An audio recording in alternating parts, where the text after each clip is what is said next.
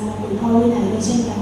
เราทุกคนไม่ได้เป็นคนที่ดีพร้อมนะคะแต่วันนี้พระเจ้าได้ส่งพระเยซูคริสต์ซึ่งเป็นพระบุตรองค์เดียวของพระเจ้าลงมาในโลกเพื่อไถ่ชีวิตของเราและเช่นกันวันนี้นะคะก็เป็นวันสุดประเสริฐกู๊ดไฟเดย์ของชาวคริสตชนนะคะที่เราจะร่วมรำลึกถึงการมาประชุมของพระเยซูที่ได้ลงมาเพื่อไถ่ชีวิตของเรานะคะทั้งที่เรามีความบาปเราควรที่จะตกไปอยู่ในดินไฟนรกแต่วันนี้พระเยซูได้เสด็จเข้ามาเพื่อไถ่ถอนชีวิตของเราแค่เพียงเราเปิดใจและเราเชื่อเท่านั้นนะคะลำดับต่อไปนะคะเราจะร้องให้ดูบทเพลงนะคะพักพิงในพระเจ้า